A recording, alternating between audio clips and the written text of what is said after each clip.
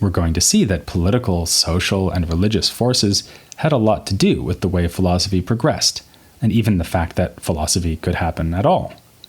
It's an obvious but easily overlooked fact: philosophy only occurs in a society that can produce philosophers.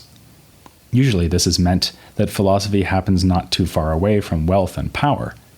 It's naive to think that philosophy can happen without economic and political support, even if it's also cynical to think that philosophy is never anything more than an expression of political and economic power. And of course, for the period we'll be studying, historical forces didn't only help to determine who the philosophers were and what they thought, they also determined whether and how their ideas reached us. For most of the time between the ancient Greeks and ourselves, it was extremely laborious, and therefore expensive, to transmit philosophical writings. They had to be copied by hand. We know about Greek and Latin ancient philosophy only thanks to manuscripts written in the medieval period, a manuscript being, as the word literally says, a text that is handwritten. Many periods of philosophical activity were sparked by massive efforts to translate philosophical texts into a new language. As we'll be seeing, philosophy in the Islamic world arose in large part because of the translation of Greek scientific texts into Arabic, and this all cost money. Just as much as at other times and places, this holds true of 6th century BC Greece, which is where our story begins.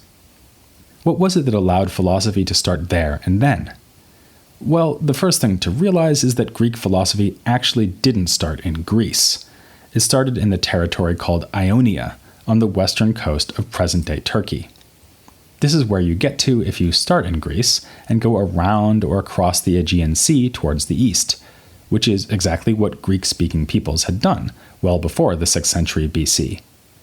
The ancient Greek historians tell us that in about 1100 BC, in response to an invasion of mainland Greece by a people they called the Dorians, many inhabitants of mainland Greece crossed over to Ionia. The very name Ionia comes from a legendary leader of the colonists, Ion.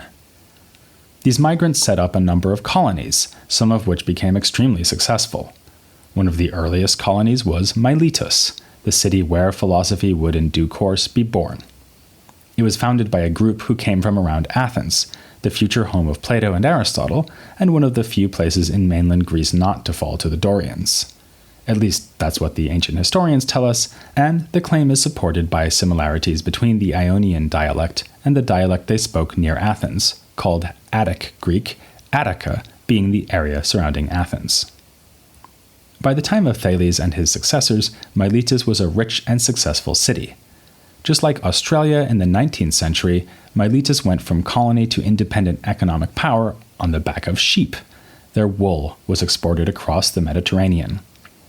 Miletus and other Ionian cities became wealthy enough to found colonies of their own, as far away as Italy, but also around the Black Sea, which was an area of strength for the Milesians in particular. Miletus was fairly far south in Ionia, and their location and success as traders meant that someone living in Miletus could easily be exposed to ideas and people from further inland to the east and from Egypt. So, it's always been tempting to say that Thales and the other Milesian thinkers got some of their ideas from Eastern or Egyptian traditions. For instance, Thales was famous for having predicted a solar eclipse in 585 BC. And if he really did that, he may have been using Babylonian astronomical tables to pull off the trick. There's also some evidence that Thales went to Egypt in person. And, by the way, in case you're worried that I've already left a gap by failing to discuss philosophy in ancient Egypt, you can stop worrying. The plan is to discuss this on future episodes, devoted to philosophy in the cultures of Africa and the African diaspora. Miletus, in any event, was a good place to be in the early 6th century BC if you wanted to become the first ever philosopher. But even Miletus wasn't the sort of town where you could just relax and gaze at the stars trying to figure out when the next eclipse might be coming along. It would be a while before a Greek author would describe full-time contemplation as anything like an ideal or desirable life. On this point, Aristotle makes particularly good reading for us philosophers. He explains that we are not, contrary to appearances, just leeching off society when we sit around reading books and having ideas. To the contrary, we are the highest achievers, the ones who realize human potential most fully. But a life of pure speculation was not Thales' style anyway, or so it would seem. He was no detached contemplator, more of an all-purpose wise man. In fact, he was named as one of these so-called 7 sages of the early period of Greece. Another one of the 7, whose name is still remembered nowadays, is Solon, who set down many of the laws governing Athens. Thales' political engagement is best shown by a report that he urged a political union between all the Ionian cities, so that they could resist their neighbors to the east, a policy which, had it been adopted, might have enabled the cities to remain independent for longer than they did. In fact, only a few decades after the time of Thales, Miletus and other Ionian cities fell under the dominion of the Persians. More fun, and also showing a practical turn of mind, is the story about Thales and the olive presses. Supposedly, Thales' knowledge of weather conditions enabled him to predict a bumper crop of olives in the coming season. He went around and cornered the market on olive presses so that he could make a fortune when the predicted crop came in and everyone needed to turn their olives into oil.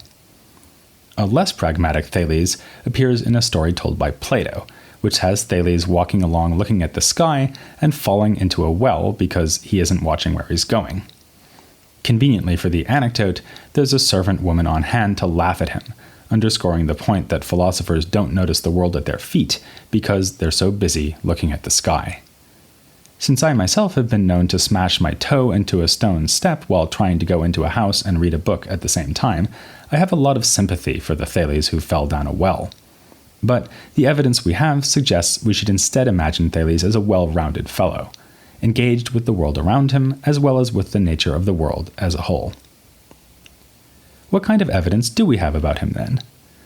Thales and the other earliest Greek thinkers are called the Presocratics, even though, as we'll see, some of them actually lived at about the same time as Socrates. For all of these figures, our knowledge is really based on nothing more than tantalizing scraps. People who work in the field call these scraps fragments, but even this makes the situation sound better than it usually is. What we've actually got is works by later ancient authors, or rather copies of works by later ancient authors, who tell us something about, say, Thales or Heraclitus. Occasionally we're in luck, and they quote the early Greek thinkers verbatim, or even better, say they are going to quote them verbatim and then do so. Some of the Presocratics wrote in poetic verse, which has meter,